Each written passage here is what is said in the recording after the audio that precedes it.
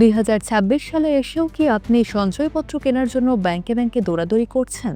থামুন। নিয়ম কিন্তু এখন অনেক বদলে গেছে। এখন আর আগের মতো বস্তা ভরে কাগজপত্র নিয়ে যাওয়ার দিন শেষ।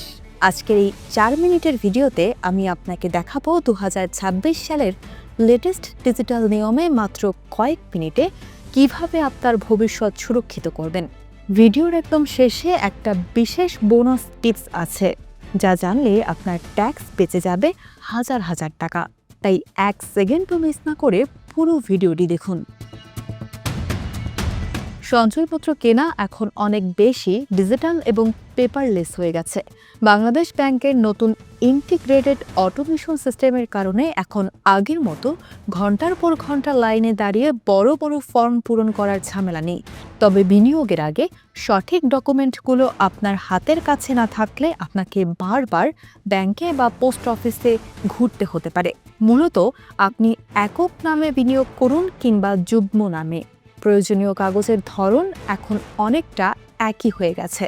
2026 সালের নিয়ম অনুযায়ী আপনার ফাইলটি রেডি করতে কি কি লাগবে তা আমরা পরের প্যারাগুলোতে বিস্তারিত জানাবো।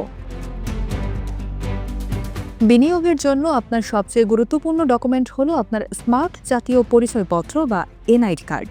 আবেদনকারীর এনআইডি কার্ডের 2 কপি ফটোকপি অবশ্যই সাথে রাখবেন এবং অরিজিনাল কার্ডটির সাথে নিয়ে যাবেন, কারণ এটি বায়োমেট্রিক বা অনলাইন ভেরিফিকেশনের জন্য প্রয়োজন হবে। এর সাথে আবেদনকারীর 2 কপি পাসপোর্ট সাইজ রঙিন ছবি লাগবে। মনে রাখবেন, 2026 সালের ডিজিটাল সিস্টেমে ছবির পেছনের ব্যাকগ্রাউন্ড এক রঙের হওয়া জরুরি, যাতে স্ক্যান করতে সুবিধা হয়। 2026 সালের নিয়ম অনুযায়ী বিনিয়োগের পরিমাণের উপর ভিত্তি করে ই-টিন সার্টিফিকেটের প্রয়োজনীয়তা নির্ভর করে।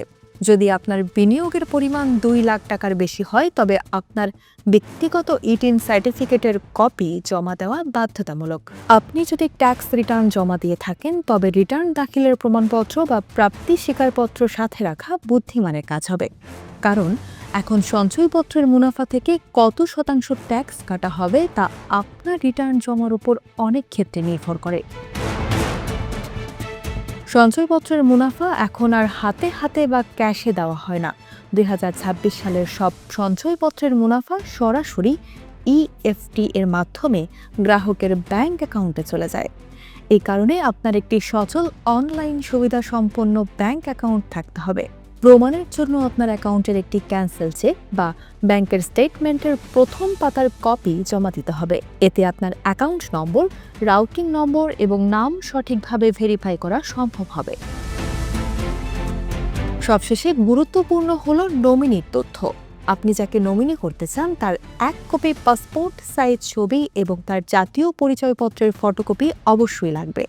যদি নমিনি অপ্রাপ্তবয়স্ক বা নাবালক হয়, তবে তার অনলাইন জন্ম নিবন্ধন কার্ডের কপি এবং তার অভিভাবকের এনআইডি কার্ডের কপি জমা দিতে হবে।